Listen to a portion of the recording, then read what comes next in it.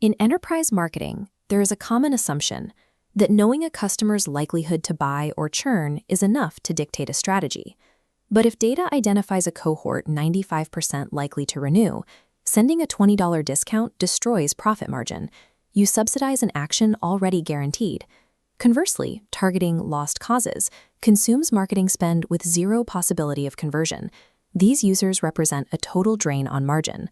While predictive modeling is a necessary tool for financial forecasting, it is incomplete for resource allocation. It can tell you what is likely to happen, but it cannot prescribe the specific intervention required to change that outcome. Solving this requires an evolution from predictive analytics to prescriptive analytics, specifically through a technique known as uplift modeling. Traditional models map a single conversion path. Uplift modeling calculates the exact change in probability driven by marketing interventions, fracturing customers into 4 behavioral quadrants. For the enterprise, persuadables are the only mathematically viable target, where capital generates a positive return on investment. The next challenge is temporal. We must project these targeted interventions over years of customer behavior without allowing the accuracy of the data to degrade. Maximizing customer lifetime value requires shifting to recursive probability algorithms. This creates a high-resolution window into future behaviors, a capability that must be governed by strict ethical engineering. The technical goal is to mathematically project a single customer's value across a 10-year timeline. CLV 1.0 tracks historical revenue. We see exactly what John was worth over 4 years. CLV 2.0 applies short-term models, predicting a 10% chance of near-term upsell. CLV 3.0 extends to a decade. Factoring life transitions, John's expansion probability increases to 36%. To calculate these distant probabilities, we use matrix factorization. The algorithm factorizes a sparse interaction matrix into a client latent factor matrix. This represents the underlying behavioral preferences of the user. Simultaneously, it creates a product latent factor matrix, representing characteristics like coverage types and premium tiers. Calculating the scalar product of these 2 matrices predicts John's exact cross-selling trajectory years in advance. Predicting long-term value is only the first step.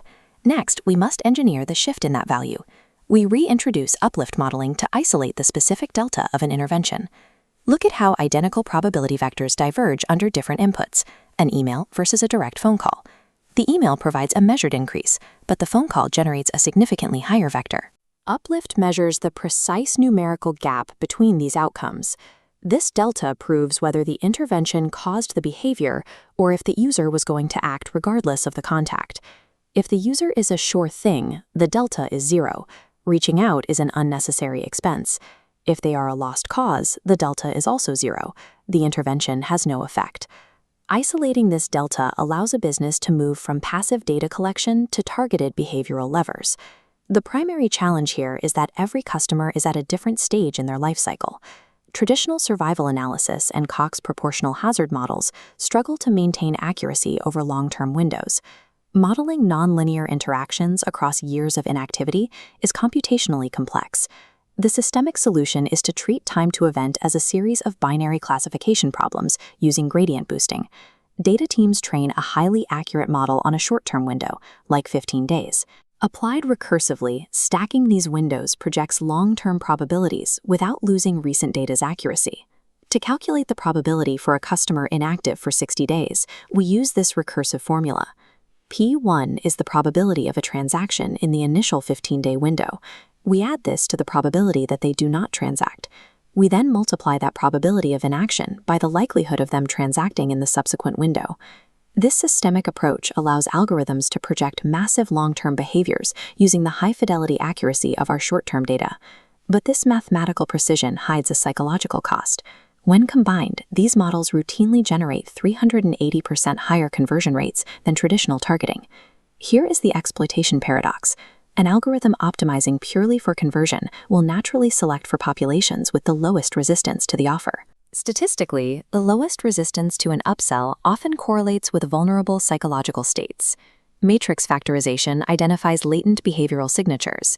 If interaction frequency and purchase timing align with high-stress clusters, the system flags financial stress or anxiety as optimal intervention points, driving a 340% increase in impulse purchases. Targeting vulnerabilities drives immediate sales, but guarantees massive post-purchase regret. This regret destroys customer lifetime value. Unconstrained algorithms cross the boundary from personalization into systemic manipulation. For the modern data science team, ethical boundaries are not a public relations exercise. They are a hard engineering requirement. Fairness metrics and purpose limitations must be hard-coded directly into the logic pipeline of the algorithm. Transparent, dynamic consent systems allow the user to maintain autonomous control over how their behavior is analyzed. These constraints are the only mathematical way to protect long-term customer lifetime value from the algorithm's inherent drive for short-term efficiency.